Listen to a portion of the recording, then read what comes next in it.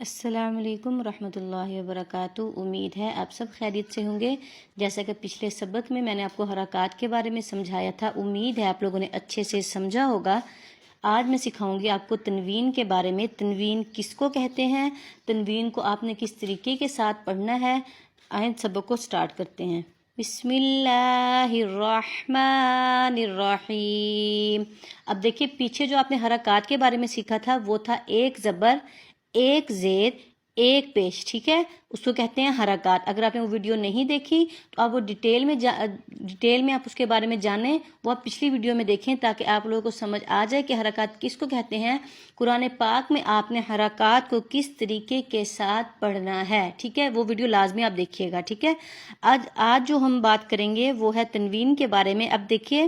یہاں پہ جو تنوین ہے، تنوین کہتے ہیں دو زبر، دو زیر، دو پیش کو، ٹھیک ہے۔ اب آپ نے یہ بات دماغ میں رکھنی ہے، حرکات کس کو کہتے ہیں، ایک زبر، ایک زیر، ایک پیش کو، اور تنوین کس کو کہتے ہیں، دو زبر، دو زیر، دو پیش کو تنوین کہتے ہیں، ٹھیک ہے۔ اب ہم نے تنوین کو پڑھنا کس طریقے سے ہے، تجوید میں تنوین کا کیا رول ہے وہ میں آپ کو بتاتی ہوں، ٹھیک ہے۔ اب دیکھیے جہاں بھی جب آپ قرآن پاک کی تلاوت کر رہے ہیں، جہاں بھی دو زبر، دو زیر، دو پیش آئیں گے، آپ وہاں اخفا کریں گے، ٹھیک ہے۔ کیا کریں گے، اخفا کس طریقے سے کریں گے، مطلب اخفا کی آواز کو آپ ناک میں سے نکالیں گے، کس طریقے سے، من، مین، مون، مطلب یہ کہ کوئی بھی جب حرف پڑھیں گے نا، جیسے بن، ون، غن، سین، مطلب یہ کہ اس کے آخر میں نون ہوگا ساتھ، مطلب اس کی آواز جو ہوگی، ٹھیک ہے نا، وہ نون کی آئے گی آخر میں سے، صحیح ہے، تو اس کی آواز آپ ناک میں چھپائیں گے، ٹھیک ہے، اس کو کہتے ہیں تنوین۔ لیکن آپ نے ہر حرف پہ تو اخفا کر لیا، جہاں بھی دو زبر، دو زیر، دو پیش آئیں گے، ٹھیک ہے، لیکن آپ نے دیکھنا یہ ہے، اگر آپ دیکھیں کہ کہیں بھی دو زبر، دو زیر، دو پیش آ رہا ہو لیکن آگے اس کے حرف کے ساتھ، ٹھیک ہے، اب یہ جو ہے نا، یہ میں آپ کو اگلی ویڈیو میں انشاءاللہ ڈیٹیل میں بتاؤں گی کہ مطلب وہ حرف کس طریقے سے ہوگا، کس طرح کا ہوگا۔ اگر اس حرف کے ساتھ، ٹھیک ہے، حمزہ ہا، عین ہا، غین خا، یہ ہے حروف حلقی، یہ بھی آپ نے اسی کے ساتھ، تنوین کے ساتھ آپ نے یہ بھی یاد کرنے ہیں، یہ بہت ضروری ہے، ٹھیک ہے، تنوین کے ساتھ۔ وہ کیوں ضروری ہیں، اب آپ نے جہاں بھی دو زبر، دو زیر، دو پیش آئیں گے وہاں پہ اخفا کرنا ہے، لیکن اگر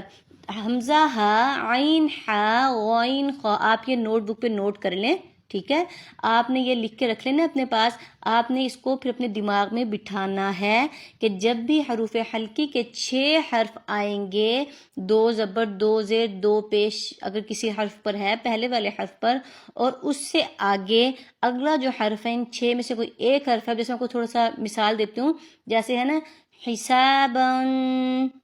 ٹھیک ہے، اب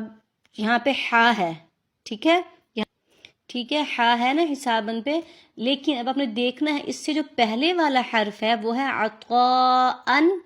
حسابا۔ اب جب ہم نے عطاءن حسابا پڑھا، اب ان پہ تو دو زبر ہیں، لیکن ہم نے یہاں پہ اخفا کیوں نہیں کیا، کیونکہ ان کے آگے جو حرف ہے وہ ہے حروف حلقی کا، وہ ہے ہا، ٹھیک ہے، حمزہ ہا، عین ہا، غین خا، یہ میں نے آپ کو مثال دینے کے لیے فی الحال ایک حرف سے سمجھایا ہے